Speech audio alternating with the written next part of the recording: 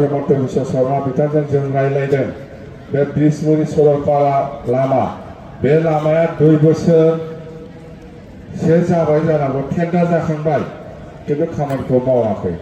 बेयो ओरैबादि टेन्डार जादों माने बेखौ मावनोब्ला आरोबाव 5-6 बोसोर उनावसो मावनो हागोन।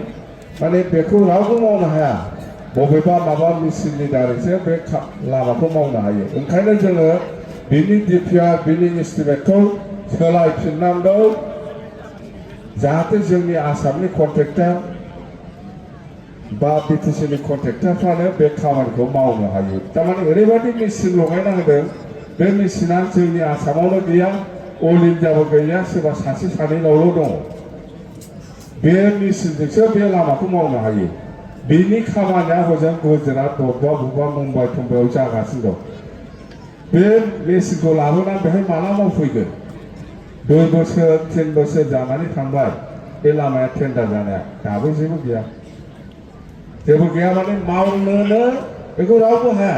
दानि टेन्डारनि नियम मथेबा राव आसामनि साफ्रोम कन्ट्रेक्टरनाव बेबादि मेसिन गैया जाय लामाखौ एस्टिमेट बानायदों। ओंखायनो जोङो बेखौ आसामनि गिबि मन्थ्रि डक्टर हेमन्त बिश्व शर्मा बिथांखौ जों खावलायफिनदों जे बेखौ इमिडियेट सोलायनानै टेन्डारखौ होफिननांगौ, जाहाथे आसामनि मानसिफ्रानो बा बिटिसिनि सोरबा बयबो बे खामानिखौ जाहाथे मावनो हायो। थाबनो जानांगौ। जोङो दा ओरैबादि गोदान सरकार फैबाबो ओरैबादि बिपद ना बेखौ जोङो माबा मोनसे खामानि मावब्रबना होनो हायो ना मायो? मावनायथ' मावथारनांगौ, किन्तु बेहा टेन्डार जाखानानै दं, मावनो होनबानो हाला। समस्या बेफोर। दा बेवहाय जों खावलायबाय, हयथ' जों खावलायनाय बादि गिबि मन्थ्रिया निश्चय नाजागोन, आं मिथिदों खालामगासिनो दं होननानै।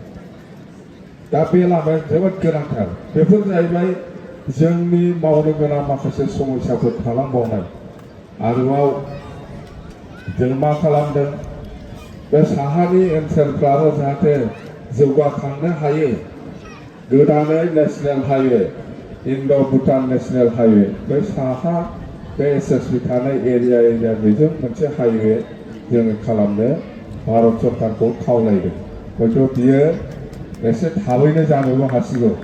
दा बेफोरो जों साननाय, जों मावनो नांगोन। मानसिखौ, सुबुंखौ बा बयखौबो ओनसोलखौ गासिबो ओनसोलखौ जौगाखांहोनोब्ला बेफोर दरकार दङ होननानै जों मिथिगौ। जोङो बेसेबांबा बोसोरनिफ्रायनो जों बे लामाखौ मावनांगौ होननानै नाजाबाय थाबोदों, किन्तु जायाखै। एबाराव हयथ' जानो हासिगौ बादि मोनदों आं।